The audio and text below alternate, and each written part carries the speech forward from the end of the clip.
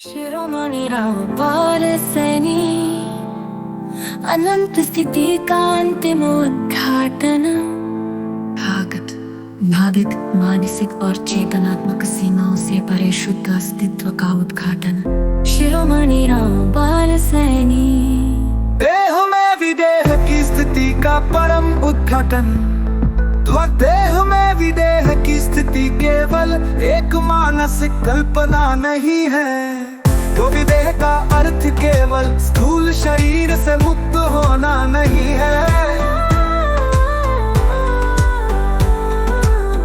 तो विदेह का अर्थ केवल मन और बुद्धि से मुक्त होना भी नहीं है।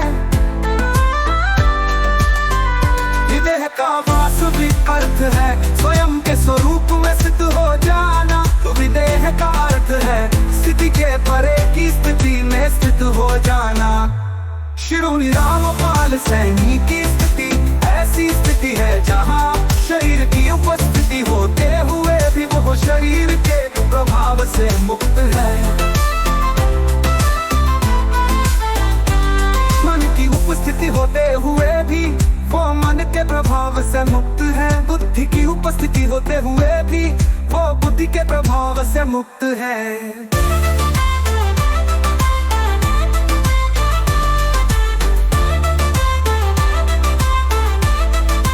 देह में विदेह का स्पष्ट प्रमाण शरीर एक माध्यम है अस्तित्व के भौतिक स्तर पर प्रकट होने के लिए।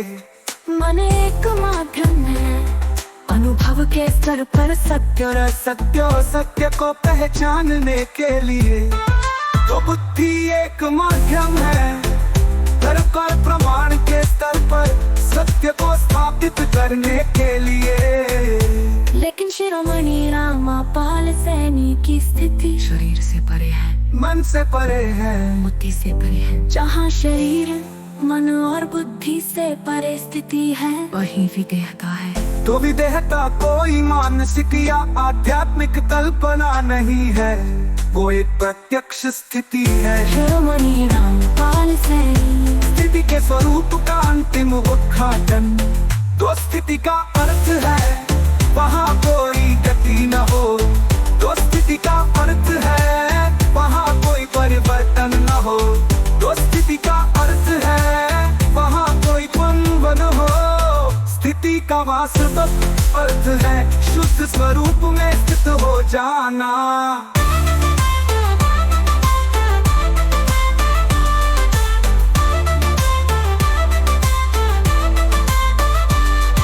स्थिति और गति का पारस्परिक विरोधाभास। और गति का अर्थ है परिवर्तन। परिवर्तन का अर्थ है अस्थिरता। अस्थिरता का अर्थ है द्वंद्व। द्वंद्व का अर्थ है असत्य। लेकिन स्थिति का अर्थ है परिवर्तन का लोप, अस्थिरता का लोप, द्वंद्व का लोप, असत्य का लोप। जहाँ गति नहीं है वहाँ स्थिति है, जहाँ स्थिति है वहाँ सत्य है।